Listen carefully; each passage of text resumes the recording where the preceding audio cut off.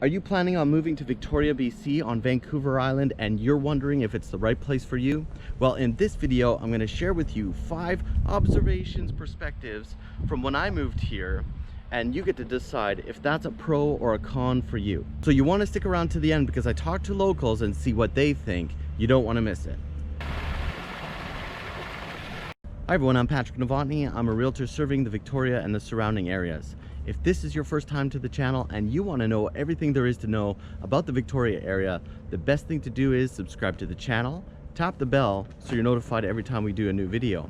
Now we're getting so many phone calls, emails, and text messages every single day from people just like you trying to figure out if Victoria is right for them. So if that's you, send us an email, send us a text message or a phone call, and we can help you make a smooth move to Victoria, BC.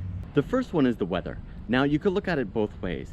It's mild in the winter, but it's wet all winter. We get about half the amount of rain that Vancouver, Washington does. But you know, if it's a little overcast for a little bit long time, it seems to affect some people, you know. So if that bothers you, I noticed after the first couple of years living here, it's kind of like a record rain year. After a couple of years, I didn't even notice it. I actually look forward to getting a little bit of snow, you know, that might last 3 or 4 days. The funny thing about this is if we do get a bit of snow in the winter, everything shuts down. The schools are canceled. It's not like Ontario where you need to have like a whole bunch of feet of snow before they cancel the schools. Here, you get a couple inches, a little bit slippery, and all of a sudden, the whole city seems to shut down for a day or two until the road could get cleared. If the wet weather bugs you, then Victoria International Airport has a limited number of flights to hotspots in the US and Mexico.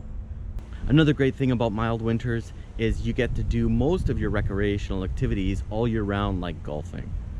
In the summer, it could get so dry, of course, it being sunny, that we have water restrictions and campfire bans. So you have to be mindful if you're out in the woods or out in the wilderness somewhere, don't start a fire. Be careful out there. Number 2 is Victoria is a friendly city, ranked even one of the most friendliest cities, but it's hard to make friends. Now, of course, outside of work friends, it's a little bit cliquey around here, and it could be difficult to break into a friend group. Now, of course, if you're not working and you're at home, let's say, it might be a little bit lonely, and that's where a lot of the comments have come from. So what I suggest, if it's possible, join a hobby group, something that or a walking group, an exercise group, a church, anything like that, and give it time, give it a chance, and you'll find that you'll have lots of friends here in Victoria, BC. So number 3 is that Victoria is remote. Now you can't forget that. So number 3 is Victoria is remote. You can't forget that you might be moving to an island, so always keep that into consideration.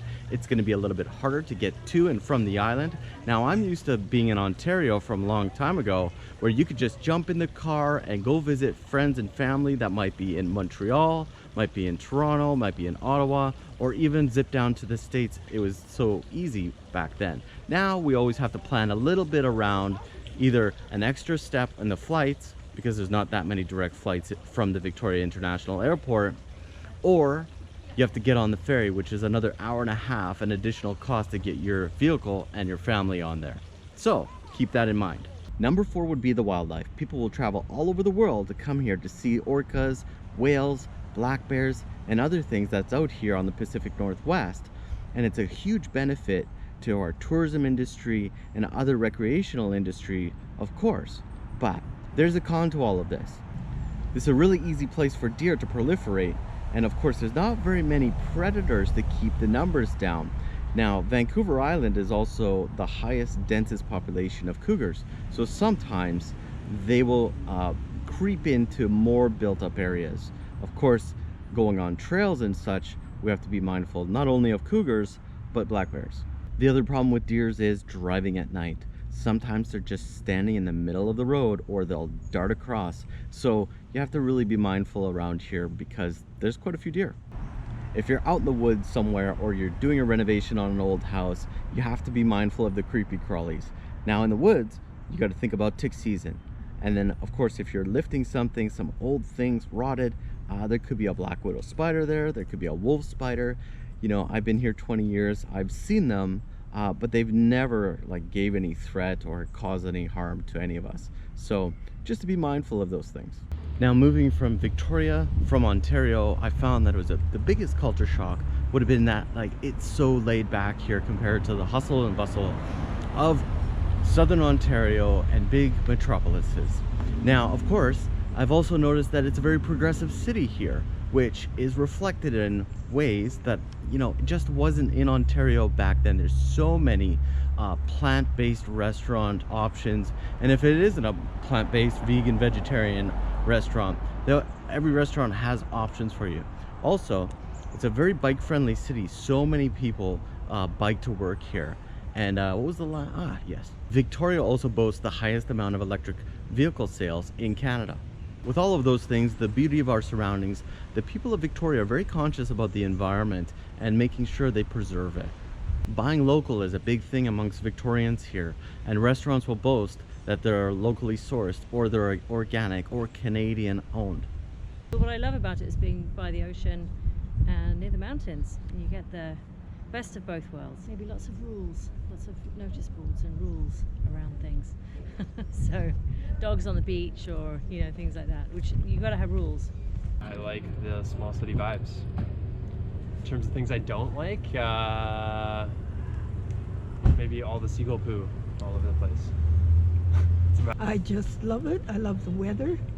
I love the fact that everything is here without having to go too far.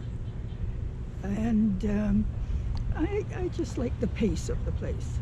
My favorite thing about Victoria is the weather. It's always beautiful. It feels like paradise. I guess that's why a lot of people also are moving here. But I live in James Bay, and one thing I dislike, although I know it's good for tourism, is the amount of traffic there is in the summer with the cruise ships. I've been living in Victoria for 13 years now. Moved here from Montreal for work. I love it here. I tell the kids, I have 2 teenagers, that it's paradise because mostly of the weather and the outdoor, the hikes and stuff like that. So it's really the biggest thing for me here in Victoria.